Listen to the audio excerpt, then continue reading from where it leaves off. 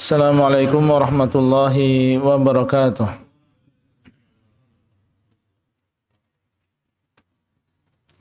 Alhamdulillah Rabbil alamin. Wabihi nasta'inu ala umuri dunya waddin. Wa sallallahu ala nabiyyina Muhammadin wa ala alihi wa ashabihi wa tabi'ina lahum bi ihsanin ila yaumiddin wa sallama tasliman katsiran amma ba'd. Alhamdulillah, kita bersyukur kepada Allah Subhanahu wa taala atas limpahan rahmat dan juga karunia yang telah Allah berikan kepada kita semuanya. Tentunya nikmat yang paling besar adalah seseorang diberikan hidayah kepada agama Islam. Dijadikan dia menerima, beriman, percaya kepada Allah Azza wa Jalla dan juga Rasul-Nya. Tidak pernah seseorang melihat Allah, karena Allah SWT menghendaki yang demikian di dunia, namun dia dapatkan di dalam hatinya keimanan yang tidak disertai dengan keraguan sedikit pun bahwasanya Allah SWT ada dan dialah yang menciptakan dia dan juga alam semesta, dan dialah satu-satunya zat yang berhak untuk disembah. Tidak pernah dia melihat Rasulullah SAW, namun dia dapatkan di dalam hatinya keimanan dan juga kepercayaan yang tidak ada keraguan sedikit pun di dalamnya bahwasanya beliau sallallahu alaihi wasallam adalah seorang yang diutus oleh Allah kepada seluruh manusia.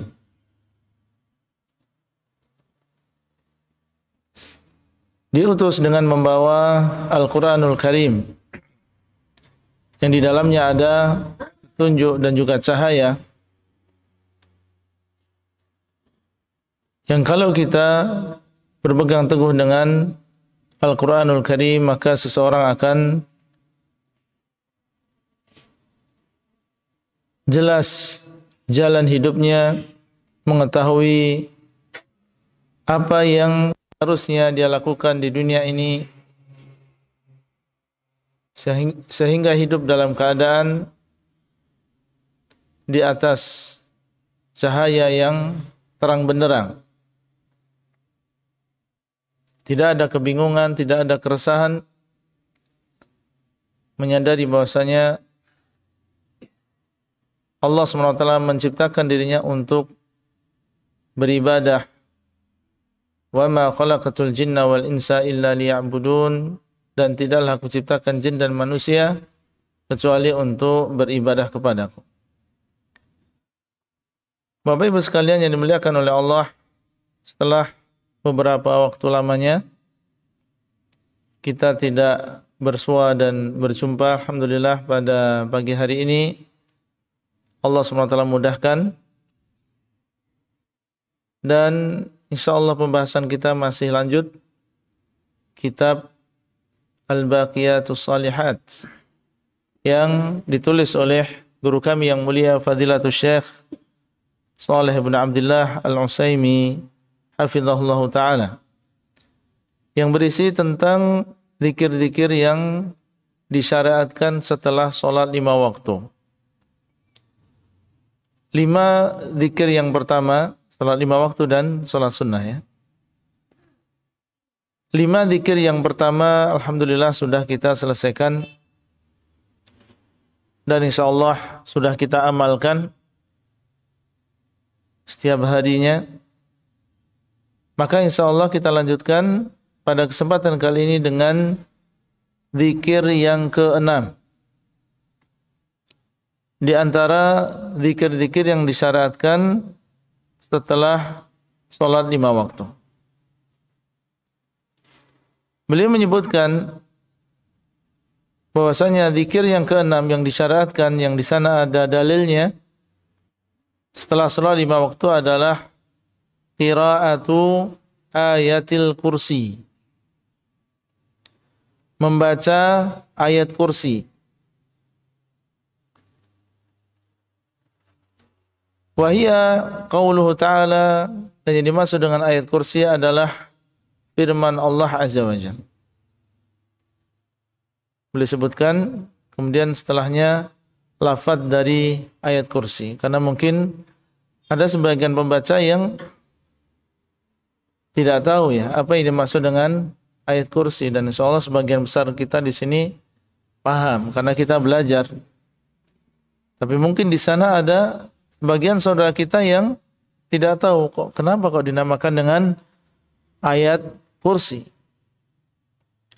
Sehingga beliau mengatakan wahia qauluhu, dan dia adalah firman Allah, Allahu la ilaha illa huwal hayyul qayyum la ta'khudhuhu sinatun wa la naum lahu ma fis samawati wa ma fil ard man dhal ladzi yashfa'u 'indahu illa bi idhnihi ya'lamu ma baina aydihim wa ma khalfahum wa la yuhituna bi syai'in min 'ilmihi illa bima syaa' wasi'a kursiyyuhu samawati wal ard wa la ya'uduhu hifdhuhuma wa huwal 'aliyyul 'azim.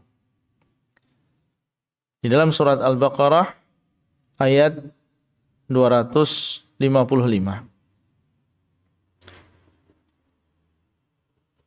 Hal ini kenapa dia adalah termasuk zikir yang disyariatkan setelah salat 5 waktu? Berdasarkan sebuah hadis yang sahih yang diriwayatkan oleh An-Nasai rahimahullah di dalam kitab beliau Amalu al-Yawmi wa Lailah. Dan hadis ini sahih disahihkan oleh Syekh Al-Albani rahimahullah. Man qara'a ayatal kursiyyi, dinamakan ayat kursi karena di situ ada penyebutan kursi. Wasi'a kursiyyuhu samawati wal ard. Dan di dalam Al-Qur'an enggak ada penyebutan kursi kecuali dalam ayat ini, Pak. Sehingga tidak salah seandainya dinamakan dengan ayat kursi. Dan memang akan kita sebutkan di sini dalil hadis yang menunjukkan bahwasanya Nabi SAW menamakan ayat ini dengan ayat kursi. Man qara'a ayatal kursiyyi, barang siapa yang membaca ayat kursi, fi duburi kulli salatin maktubah, setiap selesai salat 5 waktu. Fi duburi, di belakangnya. Artinya setelah selesai salat 5 waktu. Bukan salat sunnah.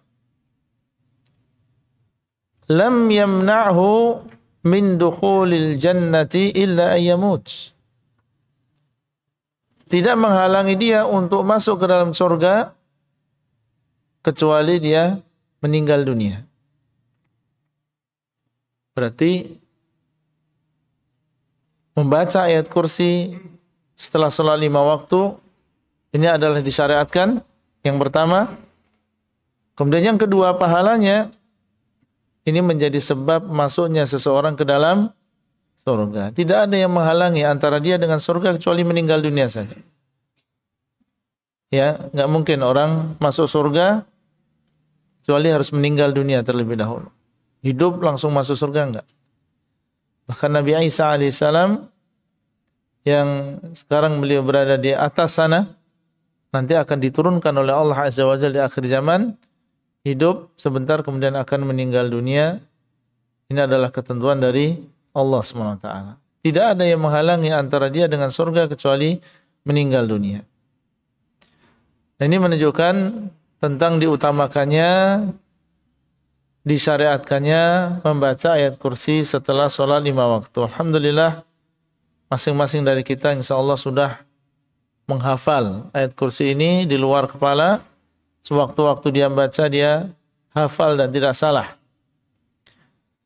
Dan ternyata Bapak Ibu sekalian yang dimuliakan oleh Allah, ayat kursi ini adalah ayat yang paling agung di dalam Al-Quranul Karim. Di dalam Al-Quran itu lebih dari 6.000 ayat. Dan ternyata yang paling afdal, yang paling mulia adalah ayat apa?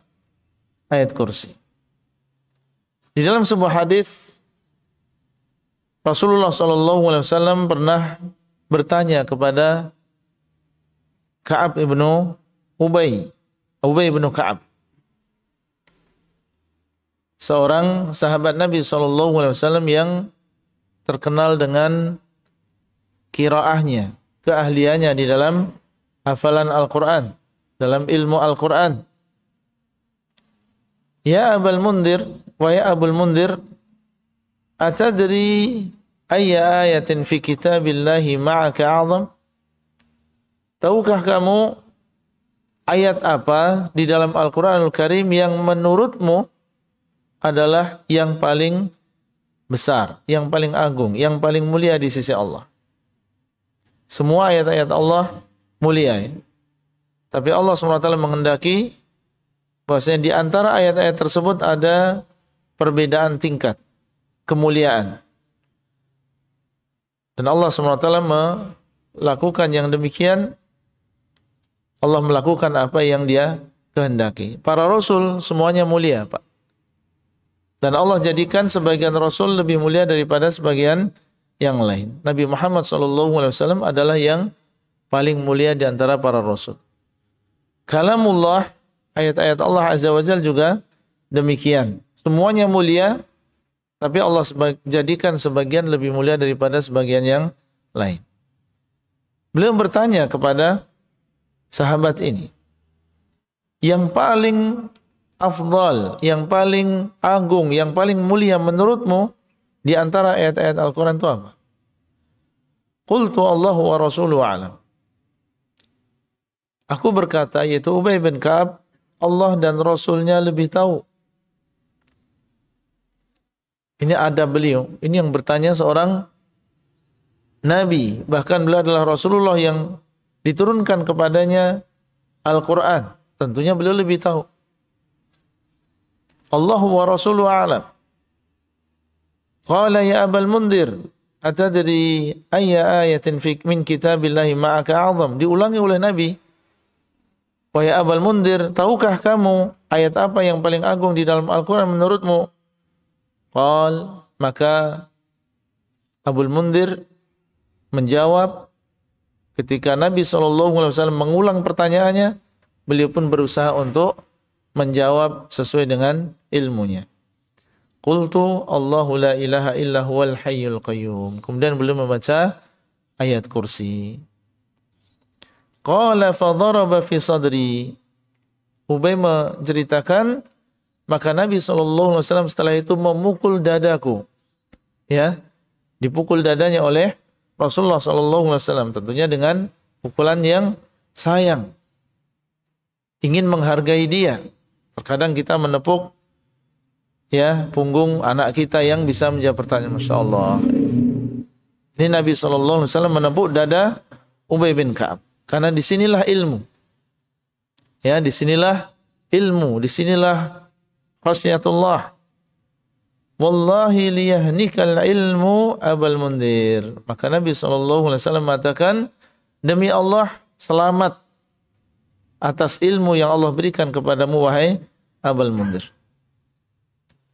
Ini adalah menunjukkan tentang ilmu yang dalam yang dimiliki oleh Ubay. Bagaimana tidak? Ayat yang jumlahnya sangat banyak sekali, lebih dari 6.000 ayat. Dan beliau hafal semuanya. Dan ternyata beliau mengetahui mana yang paling agung. Dari mana? Apakah dia mendapatkan wahyu? Tidak. Karena dia memahami isinya. Jadi para sahabat dulu menghafal Quran bukan hanya sekedar menghafal. Tapi mereka merenungi, berusaha untuk memahami. Sehingga ketika mengulang-ulang mengkhatamkan Al-Quran, dia merasa bahwasanya yang paling agung, yang mengandung makna yang besar di dalam Al-Quranul Karim adalah ayat kursi. Sehingga Nabi pun mengucapkan selamat. Demi Allah, selamat atas ilmu yang Allah SWT berikan kepadamu, wahai Abul Mundhir. Bapak Ibu sekalian yang dimuliakan oleh Allah Azza wa Jalla, sehingga ayat kursi ini ternyata bukan hanya disyariatkan setelah sholat ya. Pagi seperti ini kita disyaratkan untuk membaca ayat kursi. Jadi kalau pagi 2 kali baca ayat kursinya Pak. Setelah sholat 5 waktu, kemudian membaca zikir pagi. Karena setelah sholat 5 waktu ada syariat untuk membaca ayat kursi sebagaimana tadi. Kemudian juga ketika memasuki waktu pagi dan sore, kita disunahkan untuk membaca ayat kursi. Dalam sebuah hadis Nabi SAW mengatakan, Man qara'aha idza asbaha ujira minasyayatin hatta yumsiya, wa idza qara'aha idza amsa ujira minasyayatin hatta yusbih. Barang siapa yang membaca ayat kursi ketika dia memasuki waktu pagi seperti ini, maka dia akan dilindungi dari setan-setan. Setan-setan ini musuh-musuh yang tidak kelihatan, yang dia ingin menyesatkan, ingin menjerumuskan. Ada yang dikirim oleh orang untuk mensihir manusia. Kalau kita membaca di pagi hari, akan dilindungi dari setan-setan. Siapa yang melindungi? Allah. Kalau Allah yang melindungi, maka tidak akan ada yang bisa mengganggunya. Sampai masuk waktu sore. Jadi keutamaannya dibaca waktu pagi, dijaga dari setan-setan sampai waktu sore. Kalau dia membaca di sore hari, maka dia akan dijaga dari setan-setan sampai memasuki waktu pagi. Makanya ini adalah sebab yang ampuh biiznillah. Seseorang apabila membacanya di waktu pagi maupun sore, di antara sebab yang ampuh untuk terjaga dari berbagai sihir. Ya, berbagai sihir dan juga kejelekan-kejelekan. Dan insya Allah setelah selesai kitab ini, dan insya Allah tinggal 1 pertemuan lagi, kita akan melanjutkan untuk mempelajari kitab beliau yang lain yang berkaitan dengan zikir-zikir pagi dan sore. Ya, zikir-zikir pagi dan sore. Apa yang disyariatkan? Ini penting sekali untuk dipahami dan juga diamalkan oleh seorang muslim dan juga muslimah. Ketika kita mau tidur juga demikian. Ya, pas mau tidur malam itu disunahkan untuk membaca ayat kursi. Man qara'aha idza awa ila firashihi lam yazal alaihi minallahi hafizun wa la yaqrabuhu syaitanun hatta yusbih. Barang siapa yang membacanya ketika dia akan tidur, maka senantiasa akan ada di sana penjaga dari Allah dan tidak akan didekati oleh syaitan sampai dia memasuki waktu pagi. Bapak Ibu sekalian dimuliakan oleh Allah Azza wa Jalla, inilah zikir yang ke-6 di antara 6 zikir yang disyaratkan setelah sholat 5 waktu. Kita ingin memahami secara global sedikit tentang ayat kursi ini. Karena para ulama menjelaskan bahwasanya ayat kursi ini menjadi sangat-sangat bermanfaat dengan faedah-faedah yang tadi disebutkan. Dibaca di waktu pagi, di waktu sore, ketika akan tidur, ketika setelah sholat 5 waktu. Kenapa kok bisa menjadi sebab masuknya seseorang ke dalam surga? Para ulama menjelaskan, ada yang mengatakan ini kalau kita juga memahami isinya, memahami maknanya. Ketika dia memahami maknanya, maka akan muncul di dalam hatinya keimanan, ketakwaan, rasa takut, rasa tawakal kepada Allah, keyakinan-keyakinan yang benar di dalam hatinya, sehingga ketika dia membacanya dan muncul keimanan-keimanan tersebut, keyakinan-keyakinan tersebut di waktu pagi, di waktu sore, ketika dia akan tidur, maka itulah dia melakukan sebuah sebab yang dengannya Allah SWT menjaga seseorang. Sehingga para ulama mereka mendorong kita untuk bisa memahami ayat kursi ini. Satu ayat saja, Pak. Ya, kita pahami, tapi ternyata dia memiliki kandungan-kandungan yang sangat penting, mengandung keyakinan-keyakinan yang memang wajib, ya, dan seharusnya kita senantiasa menghadirkan keyakinan-keyakinan tersebut di dalam kehidupan kita sehari-hari. Kita mulai dengan firman Allah Azza wa Jal di awal ayat ini, Allahu la ilaha illa huwa. Allahu la ilaha illa huwa. Allah, dialah yang tidak ada sesembahan yang berhak disembah kecuali Dia.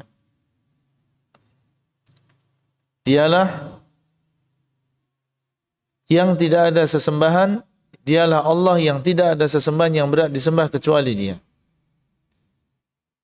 Ini menunjukkan bahwasanya seorang muslim mengikrarkan, menyatakan bahwasanya Allah Azza wa Jal dialah yang tidak ada sesembahan yang berhak disembah kecuali Dia.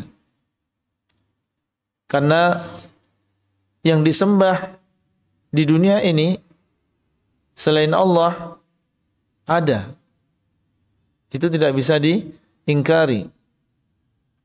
Manusia semuanya yang menciptakan Allah, tapi tidak semuanya bersyukur kemudian menyembah hanya kepada Allah. Ada yang menyembah matahari jauh di negeri sana atau sebuah negeri, ada kaum yang mereka menyembah matahari. Dulu di zaman Nabi Sulaiman, Ratu Bilqis sebelumnya dia ada juga kaumnya menyembah apa? Matahari. Ada di sana orang-orang yang menyembah sapi, sehingga tidak berani mereka menyembelih sapi. Dianggap ini memiliki sifat ketuhanan. Syahidnya di sini, manusia ada di antara mereka yang menyembah kepada selain Allah. Seorang muslim meyakini bahwasanya itu adalah kesalahan total. Yang benar, yang hak, yang sahih, bahwasanya Allah tidak ada sesembahan yang berhak disembah kecuali Dia. Yang berhak disembah, bukan hanya sekedar tidak disembah kecuali Allah, karena yang disembah selain Allah banyak. Tapi yang benar-benar yang berhak disembah hanya Allah saja. Dan ini keyakinan yang pertama. Sehingga ketika dia baca setelah sholat 5 waktu, pagi dan sore, ketika dia akan tidur, dia senantiasa mengingat makna ini. Berarti ana dalam kehidupan ana sehari-hari, kehidupan saya sehari-hari pantang bagi saya untuk menyerahkan ibadah sedikit pun kepada selain Allah. Doa, saya enggak akan berdoa kepada wali. Saya tidak akan, itu semua adalah ibadah yang dia sudah mengatakan la ilaha illallah. Tidak ada sesembahan yang berhak diibadai kecuali Allah. Taib. Al-Hayyul Qayyum. Al-Hayyul Qayyum. Yang maha hidup. Al-Hayyu. Ini adalah penyebutan, di antara maknanya ini adalah sebab, di antara sebab-sebab kenapa kita hanya menyembah Allah. Karena huwal hayyu, karena dialah yang maha hidup. Yang mati tidak berhak untuk disembah. Karena huwal hayyu. Allahu la ilaha illa huwal hayyu. Tidak ada sesembahan yang berhak disembah kecuali Dia yang maha hidup. Maha artinya tidak didahului kehidupan Allah dengan tidak ada, dan tidak diakhiri dengan kematian. Makanya Allah itu maha hidup. Beda dengan makhluk yang dia hidup tapi tidak maha. Karena kehidupan dia diawali dengan ketidakadaan. Setelah kehidupan tadi, maka dia akan meninggal dunia. Itu keadaan kita. Nah, Allah Azza wa Jalla dialah yang berhak untuk disembah karena dialah yang maha hidup. Maha hidup sehingga Allah maha mendengar, maha mengetahui ketika seseorang berdoa di mana saja. Terjebak misalnya di hutan, terjebak di dalam gua, tidak ada yang mendengar selain Allah. Dia berdoa dimanapun dia berada, Allah mendengar. Karena dialah yang maha hidup. Sehingga kehidupan dia adalah kehidupan yang sempurna. Pendengaran dia adalah pendengaran yang sempurna. Berbeda dengan makhluk. Kadang dia hidup, tapi tidak sempurna pendengarannya. Inilah yang berhak untuk disembah. Yang maha hidup itulah yang berhak untuk disembah.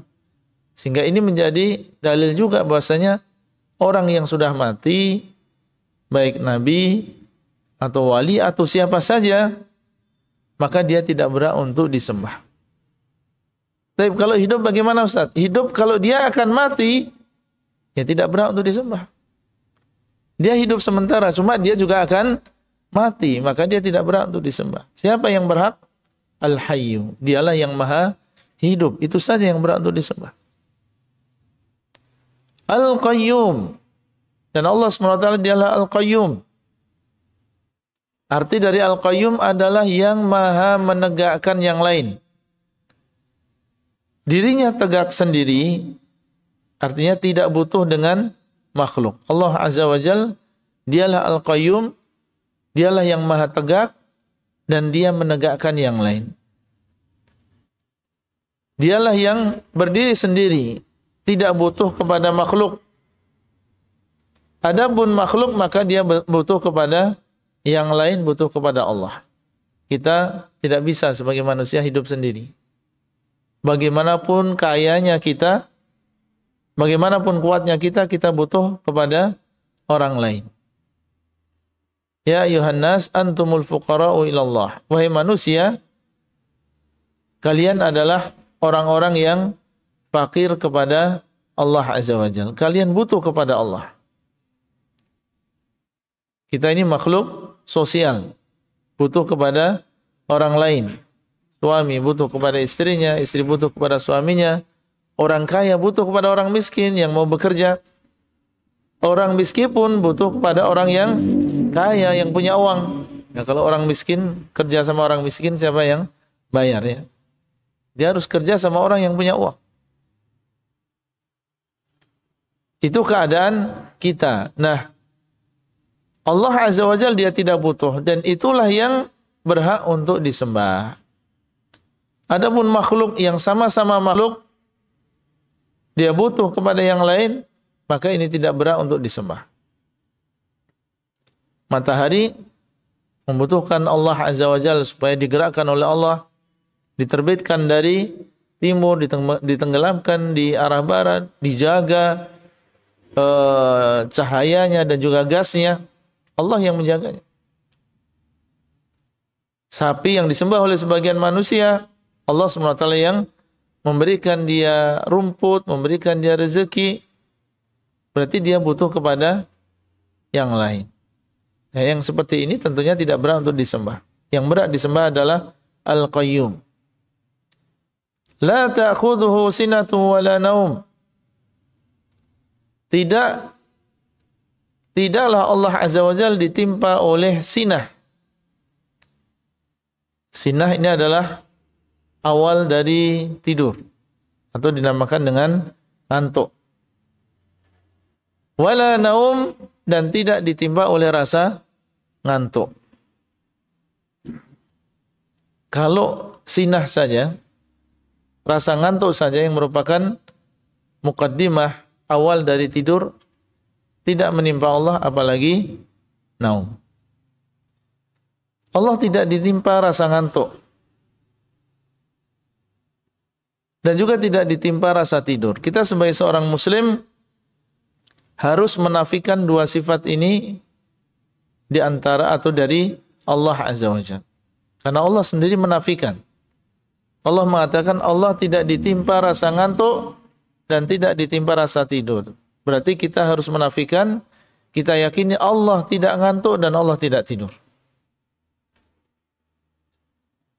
Kemudian kita katakan bahwasanya Allah memiliki kehidupan yang sempurna. Kehidupan yang sempurna yang tidak ada di situ rasa ngantuk dan juga tidur. Karena kalau sampai Allah Azza wa Jal tidur, Allah ngantuk, dan kita tahu bahwasanya orang yang ngantuk ini setengah sadar setengah enggak, Pak. Kajian habis subuh apalagi ya? Masih ada rasa ngantuknya. Kadang dengar, kadang enggak. Kadang paham ustadznya ngomong apa, kadang tidak.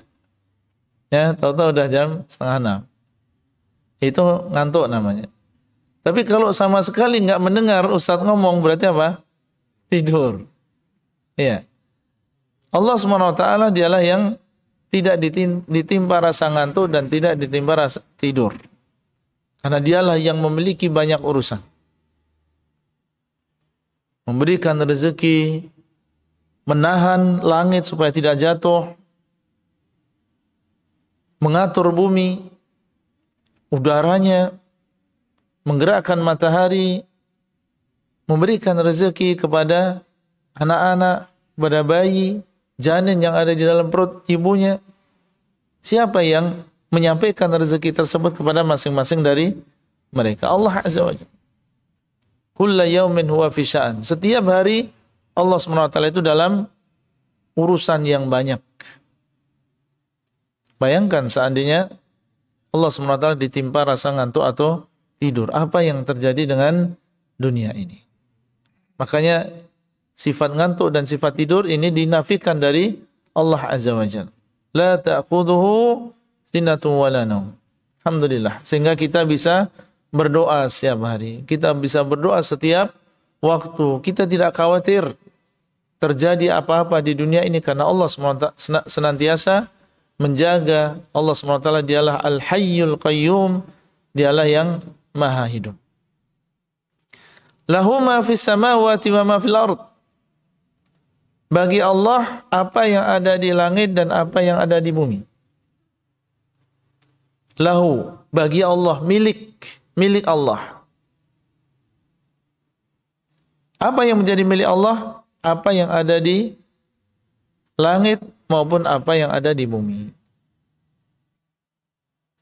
Meskipun tidak ada di sana sebuah surat, ya, akte, tapi dialah yang memiliki apa yang ada di langit dan apa yang ada di bumi. Allah SWT mengabalkan di dalam Al-Quran. Langit dengan segala isinya, kursinya, arsy Allah, langit yang 7, benda-benda langit, para malaikatnya, maka semuanya adalah milik Allah. Allah gerakkan, Allah atur sesuai dengan kehendaknya. Dan apa yang ada di bumi ini, yang di atas bumi ataupun yang ada di dalam bumi, yang bergerak maupun yang tidak bergerak, yang dimiliki oleh manusia di rumah-rumah mereka maupun yang ada di alam bebas sana, itu semuanya milik Allah. Itu bukan milik manusia, itu adalah milik Allah. Apa yang Allah SWT ada atau berikan kepada kita itu hanya titipan sementara saja. Itu milik Allah dan suatu saat akan diambil oleh Allah SWT. Suatu saat akan diambil. Suatu saat akan rusak. Inna lillahi wa inna ilaihi raji'un. Sesungguhnya kita adalah milik Allah dan kita semuanya akan kembali kepada Allah.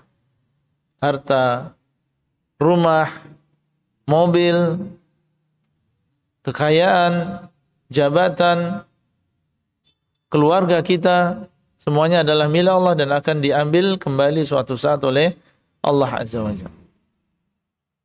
Dan ini menunjukkan wajibnya kita kembali di awal tadi untuk mengisahkan Allah di dalam ibadah. Karena semuanya milik Allah.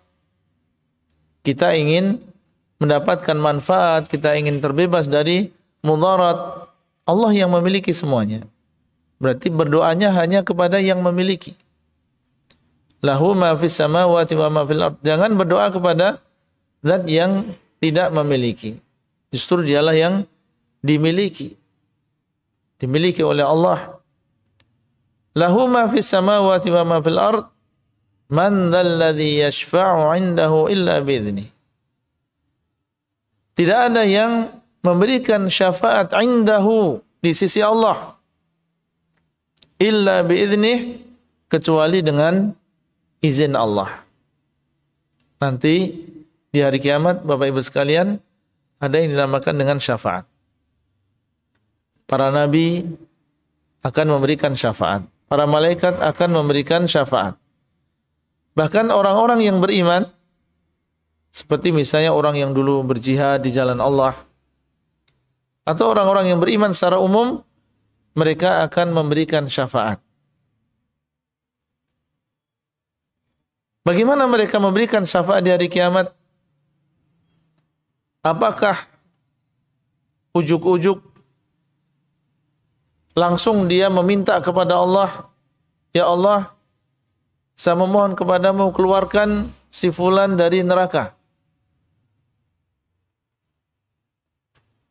Apakah dia boleh dan bisa memberikan syafaat langsung dengan cara seperti itu?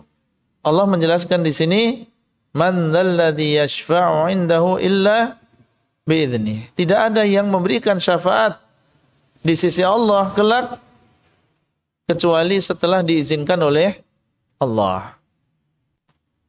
Jadi enggak ada nabi atau seorang malaikat atau seorang yang beriman langsung meminta kepada Allah sementara dia tidak diizinkan oleh Allah Azza wa Jalla. Allah izinkan terlebih dahulu baru dia meminta. Itu bedanya dengan syafaat di dunia ya. Kalau syafaat di dunia, kita ingin menolong seseorang, kita bilang kepada Pak Lurah atau Pak Bupati atau Pak Camat, Pak tolong mudahkanlah si fulan ini. Ini orang baik, insyaallah orang soleh.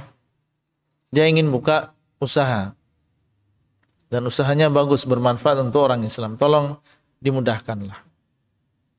Nah, ini tanpa diizinkan pun ya kita bisa langsung berbicara di depan seseorang. Itu di dunia. Tapi di akhirat tidak mungkin seorang nabi, malaikat, seorang wali di antara wali-wali Allah meminta kecuali setelah diizinkan oleh Allah. Ini menunjukkan kesempurnaan kekuasaan Allah SWT. Sampai masalah syafaat pun tidak akan ada yang berani meminta syafaat kecuali setelah diizinkan oleh Allah Azza wa Jalla. Dan Allah mengatakan dalam ayat yang lain, "Qul lillahi syafa'atu jami'a." Katakanlah, syafaat semuanya hanyalah milik Allah saja. Nah, apa faedahnya di sini, Bapak Ibu sekalian? Nah, kalau di hari kiamat tidak ada yang bisa memberikan syafaat, baik itu nabi, termasuk di antaranya adalah nabi kita Muhammad sallallahu alaihi wasallam. Dan disebutkan dalam sebuah hadis ketika di padang mahsyar datang manusia kepada Nabi Adam, Nabi Nuh, Nabi Ibrahim, Nabi Musa, Nabi Isa, masing-masing atau mereka meminta kepada nabi-nabi tersebut untuk memberikan syafaat. Dan masing-masing uzur, merasa tidak berhak untuk melakukan yang demikian. Maka akhirnya mereka pun disuruh untuk mendatangi Nabi Muhammad SAW. Kemudian beliau mengatakan, ana laha, akulah yang berhak, akulah yang berhak. Apa yang beliau lakukan? Bersujud terlebih dahulu, Pak. Bersujud, memuji Allah dengan pujian yang banyak. Baru setelah itu Allah mengatakan, ya Muhammad, irfa' ra'sak, wahai Muhammad, angkatlah kepalamu, wasal tu'ta, mintalah kamu akan diberi, washfa' tushaffa', berikanlah syafaat, niscaya kamu akan diberikan izin untuk memberikan syafaat. Barulah beliau meminta kepada Allah. Setelah diizinkan oleh Allah. Berarti memang syafaat di hari kiamat tidak mungkin dilakukan oleh Nabi kecuali setelah diizinkan oleh Allah Azza wa Jalla. Nah, kalau demikian, berarti kalau kita ingin syafaat di hari kiamat, mintanya adalah kepada zat yang mengizinkan. Siapa yang mengizinkan untuk syafaat ini? Allah Subhanahu wa taala. Kalau tidak diizinkan, tidak mungkin Nabi bisa memberikan syafaat. Kalau tidak diizinkan oleh Allah, malaikat tidak akan memberikan syafaat. Orang-orang yang beriman juga tidak akan bisa memberikan syafaat. Berarti kita meminta kepada Allah. Mengatakan, ya Allah, saya meminta syafaat Nabi-Mu. Ya Allah, izinkan Nabi-Mu untuk memberikan syafaat kepadaku. Ini yang benar. Ada sebagian beriman dengan adanya syafaat di hari kiamat, cuma dia salah. Ya karena tidak memahami ayat.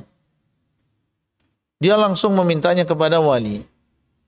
Ya wali, ya Nabi, isfa'ni indallah. Ia berziarah ke kuburan Rasulullah SAW di Madinah. Kemudian melewati kuburan beliau dan mengatakan, ya Nabi, ya Muhammad, isfa'ni indallah. Wahai Nabi, berikanlah syafaat untukku di sisi Allah. Nah, ini salah alamat dia. Bukan dengan cara seperti itu mendapatkan syafaat Nabi SAW di hari kiamat. Harusnya dia meminta kepada Allah, ya Allah, izinkan Nabi-Mu untuk memberikan syafaat kepada diriku.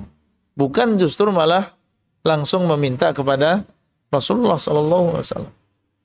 Karena bukan beliau yang memiliki. Qul lillahi syafa'atu jami'a, katakanlah hanya milik Allah syafaat seluruhnya. Man dzalladzi yashfa'u indahu illa bi'idnih ya'lamu ma baina aydihim wa ma khalfahum. Dialah yang mengetahui apa yang baina aydihim, apa yang ada di depan. Wa ma khalfahum, dan apa yang berada di belakang. Tadi suara apa tadi? Hah? Syuruk. Ini lagi ya.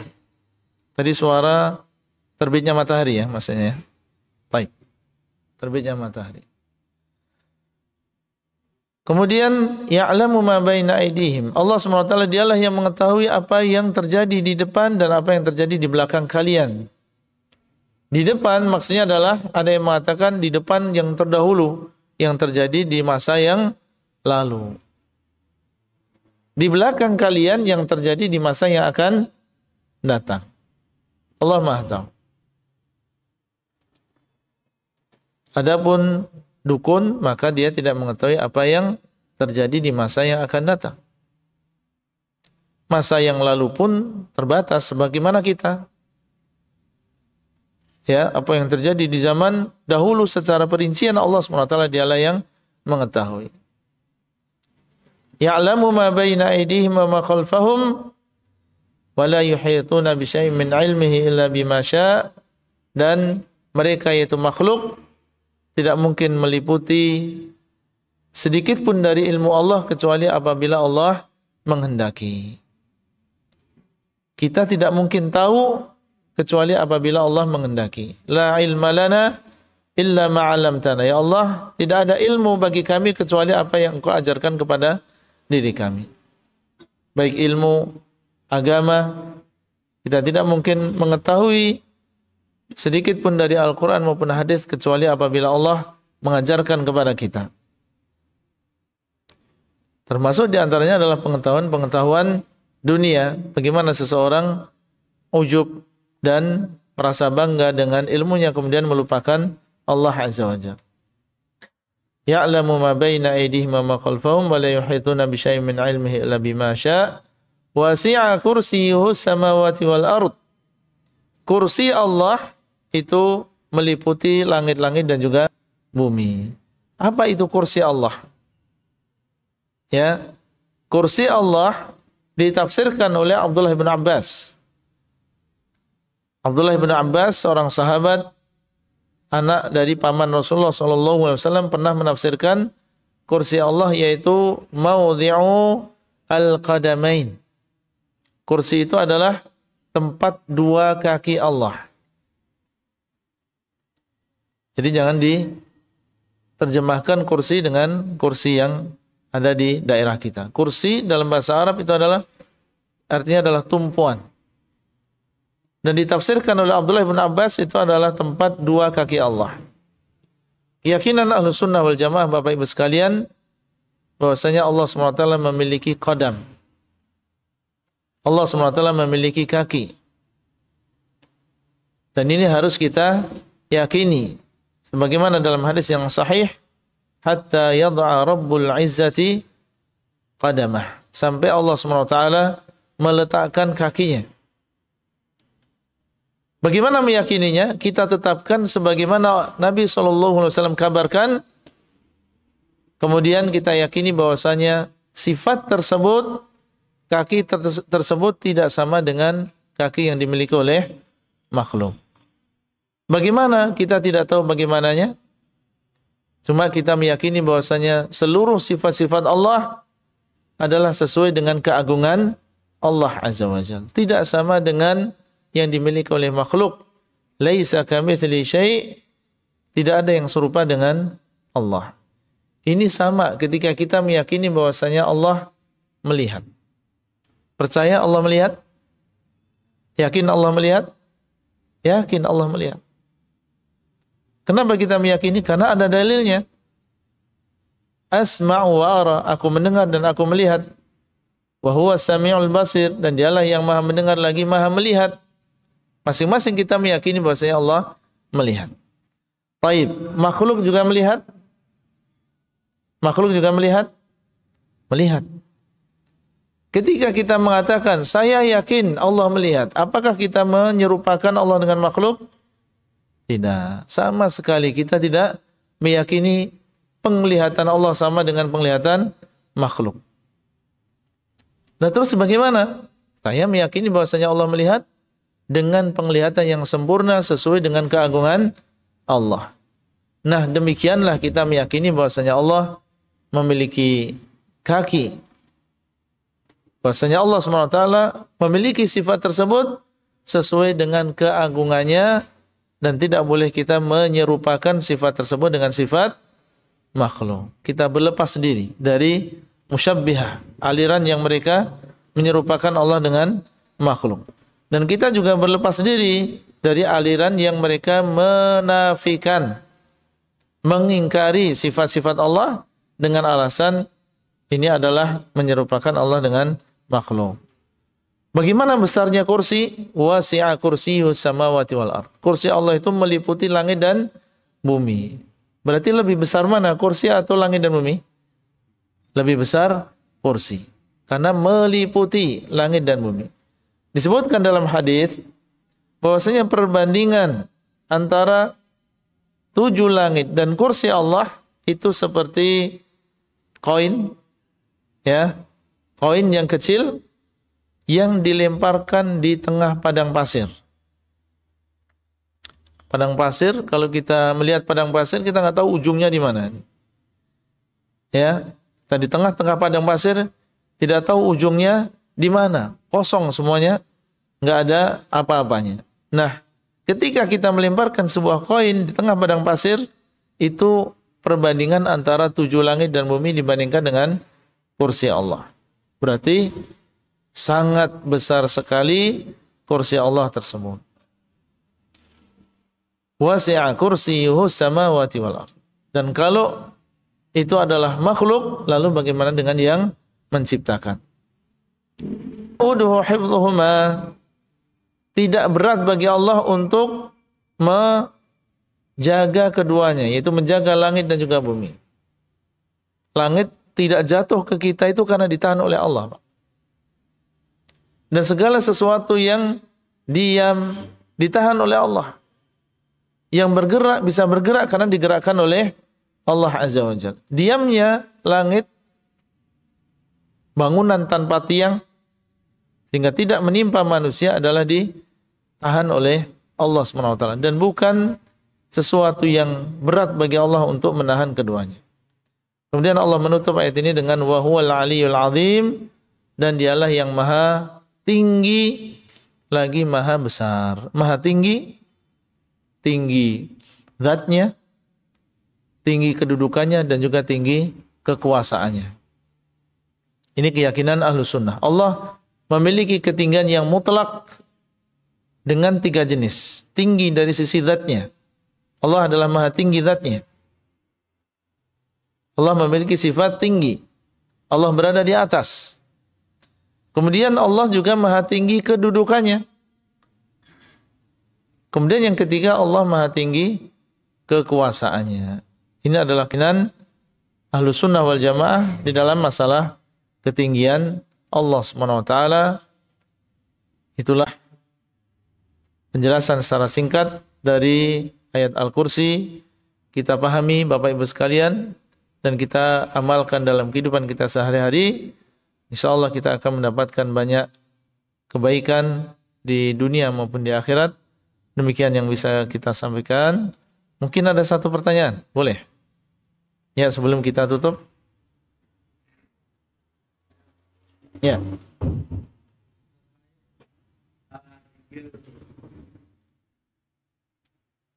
Pada sholat, Ya. subuh dan maghrib, Ya.